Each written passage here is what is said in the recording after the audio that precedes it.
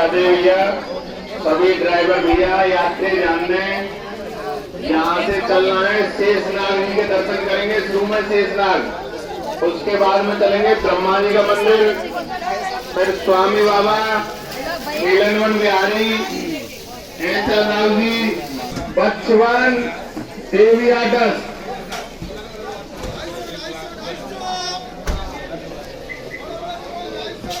चले भैया अपनी अपनी गाड़ियों में बैठे, जिन्होंने बाल बुक कर लिया है सभी यात्री अपनी अपनी गाड़ियों में बैठे।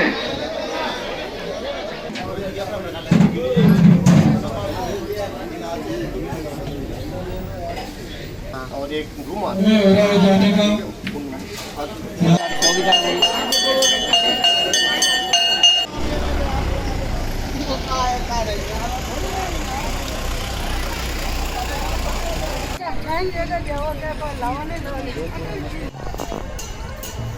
और ये जयपुर काली कमन ही हुआ था। हाँ पढ़िए ना, आप के गाली में जाने को बोला हूँ, यहाँ तक आया। अच्छा तो थोड़ा सा मुड़ के नहीं देखना, मुड़ के देख रहे हैं यहाँ पत्थर का हो गया। ओहो सबसे कहें और सामने जो है वो आगे शुरू इतना ही श्री कृष्ण का मुड़ के नहीं देखना, उन्होंने मुड़ के देखा ऐसा तो है। अच्छा तो वो हाँ साफ साफ दिखा देगा।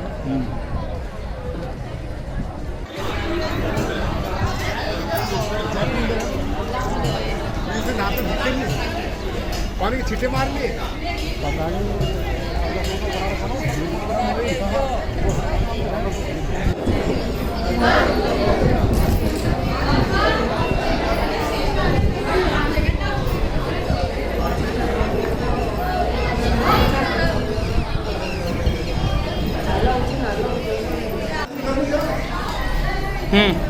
ये कालिया नाग है जो जमुना जी में काली दह में रहता था। तो भगवान वहाँ बॉल खेलने गए थे, बॉल के बहाने जमुना में कूदे थे। कर उनकी दो नागिनें मिली थी। नागिन ने बोले तुम यहाँ क्यों आए हो, यहाँ क्यों आए हो? तो नाग वो कन्हैया जी बोले मैं अपनी बॉल लेने लिए। बोले नागिन बोली तुम यहाँ से चले जाओ, नाग जाग जाएंगे तो तुम्हें डस लेंगे। तो ये बोले नाग को जागने दो। नाग को फिर बता मत के युद्ध किया, युद्ध करके नाग देवता ऊपर लेकर आए कन्हैया जी। ऊपर लाकर भगवान ने कहा तुम यहाँ से चले जाओ और जहाँ पीछे मुड़ के देखोगे तो पत्थर के हो जाओ। तो ये यहाँ आकर ये पत्थर के हुए थे, वृंदावन की तरफ देखा था।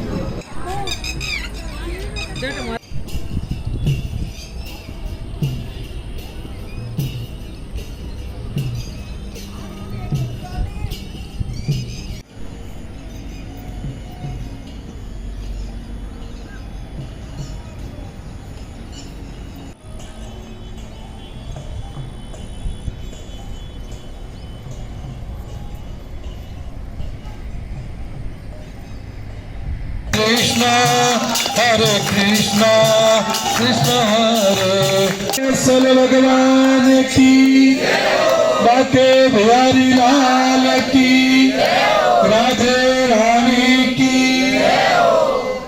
सभी हरिभक्त दर्शन करके विराजमान हो जाएं। जहाँ पर अभी पहले आपने उस जगह का दर्शन किया, यहाँ पर भी दर्शन कर रहे हैं। इस दोनों स्थान का क्या महिमा है, क्या महत्व है, वो थोड़ी चर्चा हमारे बीच में पूज्य संत श्री अमृत राम जी महाराज बड़ी सुंदर दोनों स्थान की महिमा आप सबको बताएंगे। क्योंकि दर्शन के साथ में महिमा का भी मालूम होना जरूरी है, ताकि इस बात का आपको पता चले कि इस स्थान की महिमा क्या है, यहाँ भगवान की क्या लीला हुई है।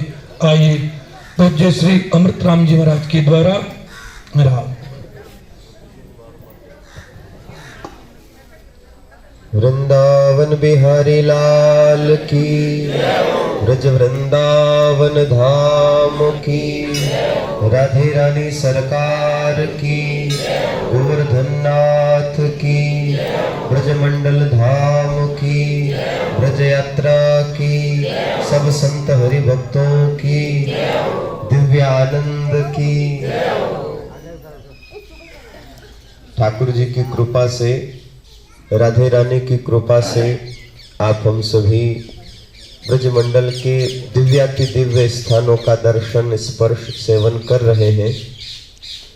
आज यात्रा दर्शन करते करते 6वां दिन आ गया है। जब घरों पे थे तब ऐसे मन में भाव बना था कि भाई जाएंगे, यात्रा करेंगे, दर्शन करेंगे, राधे राधे करेंगे। आज 6वां दिन है और जो 84 कोश यात्रा की बाहर की जो दर्शन यात्रा है वो आज ही है। ये आप सब लोगों को विदित है। आज प्रातःकाल जब हमने जहाँ दर्शन करने हम गए थे वहाँ कई माताओं ने तो स्पर्श किया, कई माताओं ने दर्शन किया, कई माताओं भाई लोगों ने वहाँ भेंट पूजा की। जो नाग बना हुआ था, हालांकि वो मूर्ति में था इसलिए आपने स्पर्श किया। सच में होता तो भाग जाते। ये जो सांप की मूर्ति थी, कई लोग बोल रहे शेष नाग है, कई लोग कुछ, ये कालिया नाग है। जब कालिया नाग यमुना जी के गहरे खड्डे में आकर बैठ गया और यमुना का जल धीरे धीरे जहरीला होने लगा तो ठाकुर जी ने जल को शुद्ध करने का भाव बनाया। ऐसे तो यमुना में कैसे कूदें, तो ठाकुर जी ने श्रीदामा से कहा तेरे पास गेंद है ना? बोले हाँ। कल लेके आना, कल गेंद से खेलेंगे। तो कहाँ खेलेंगे? बोले यमुना के किनारे पर खेलेंगे। तब ठाकुर जी गेंद से खेलने लगे। अब गेंद से सब खेलते, जिसके हाथ में आती वो अगले ग्वाल बाल को देते। जो ठाकुर जी के हाथ में आई, ठाकुर जी ने यमुना में फेंक दी। तो श्रीदामा ने कहा अरे कान्हा तूने ये क्या किया? बोले भाई हो गया मेरे से, तो हो गया, क्या करे, गलती इंसानों से होती, हो गई मेरे से भी। बोले मेरी गेंद ला। तो ठाकुर जी बोले वो गेंद तो गई, अब बाबा से कहेंगे मथुरा से नई गेंद लाएंगे, दीपावली पर नई गेंद मंगवाएंगे। तो अब देखो ये ठाकुर जी की प्रेरणा है, बहुत ध्यान से सुनिएगा, कथा आप सब लोग जानते हैं। ये ठाकुर जी की प्रेरणा है। जो श्रीदामा एक बार में कृष्ण की बात मान लेता था, आज सुदामा नहीं, श्रीदामा ग्वाल बाल था, श्रीदामा, वो श्रीदामा आज जिद कर रहा मुझे तो मेरी गेंद चाहिए।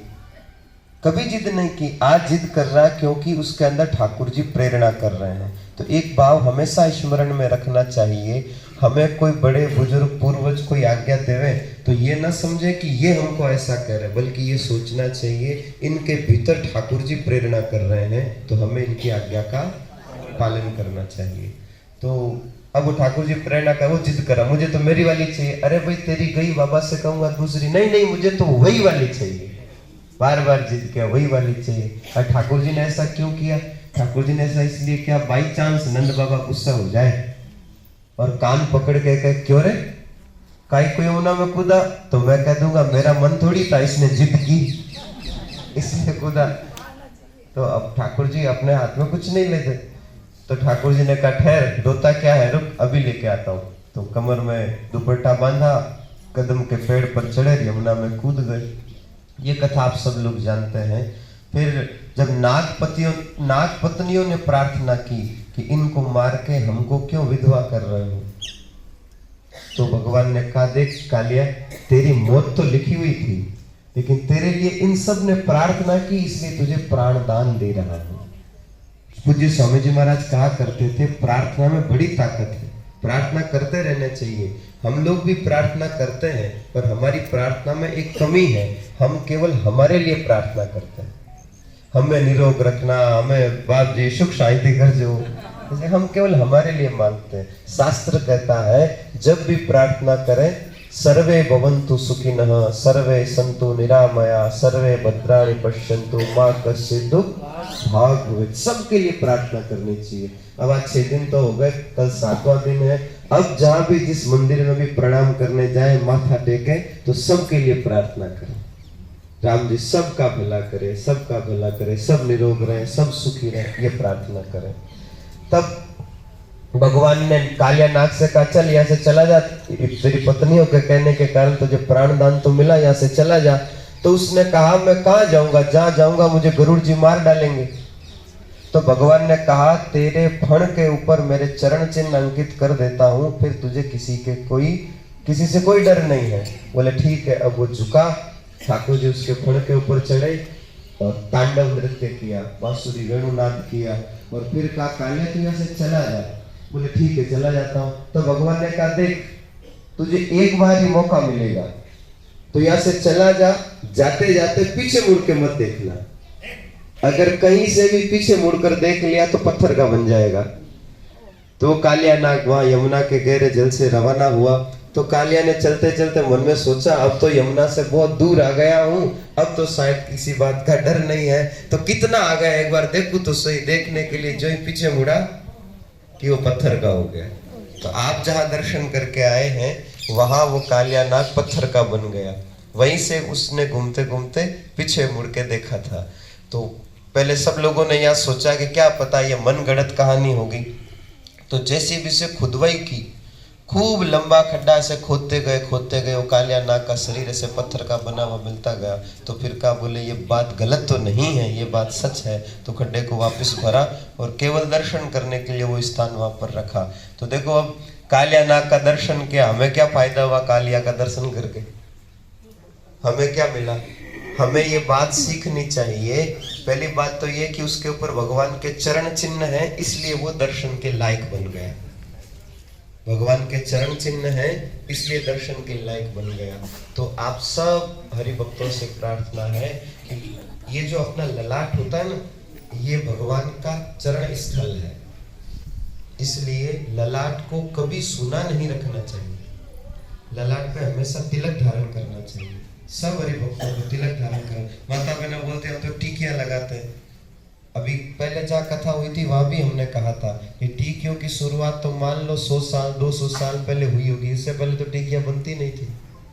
तो ये जो कुमकुम है, ये चंदन है, इसका टीका सबको, आप भले टिकिया लगाते हो ये प्लास्टिक वाली जो भी आप लगाते हो, तो भी आप कुमकुम चंदन जो भी आपसे बने उसका तिलक जरूर लगाना चाहिए। किसी को भी ललाट सूना नहीं रखना चाहिए। जिसके सर पे ललाट हो तो वो समझना चाहिए वो चेहरा भी दर्शन करने योग्य है, क्योंकि चेहरे के ऊपर ठाकुर जी के चरण चिन्ह की पूजा हो रखी है।